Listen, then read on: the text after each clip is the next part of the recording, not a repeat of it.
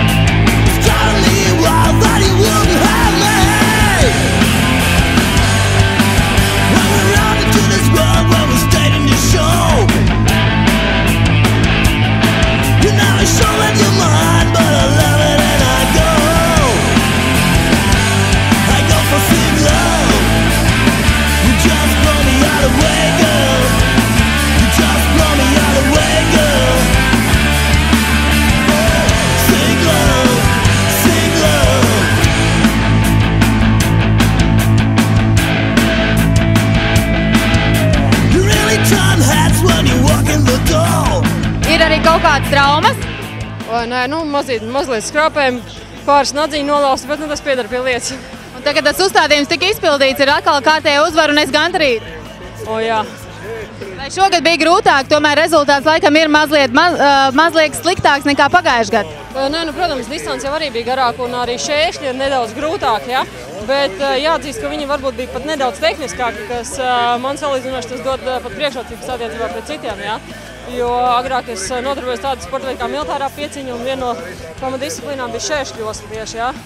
Un, nu, zināmas iemaņas man nodara arī šajā skrējienā. Un varbūt nākamajam gadam kaut kāds organizatoriem kaut kādu ieteikumu, varbūt kas bija labāk, kas bija sliktāk kā citus gadus?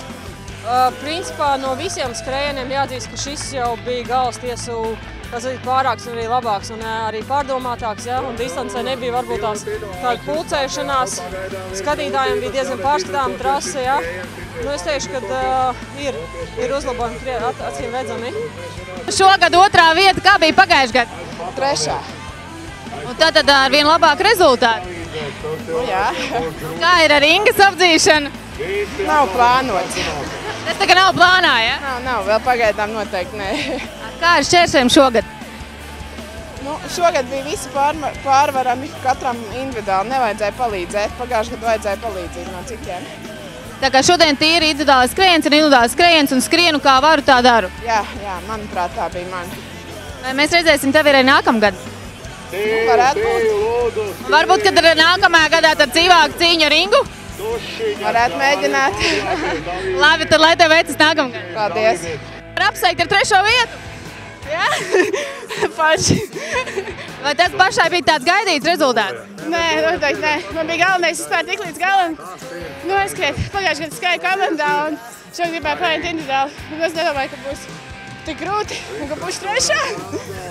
Bet prieks ir jau liels kļūt, vai ne? Jā. Un no kuras puses tu esi? No Medvēnes vispār. Tik tālu braucāt, lai skriet stipro skrējienā? Nē, es mācījos Rīgā, bet no Medvēnes tā. Pati zini, kuru tu paliki? Laikam 5. vai 6. Bet tu domāji, ka tā varētu būt? Es praktiski vispār netrenējos 1. gads. Satrenējušos un trīniekā būšu obligāti.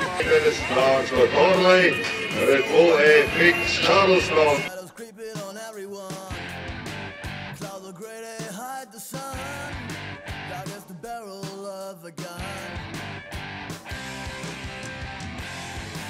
Take a chance and hitch a ride.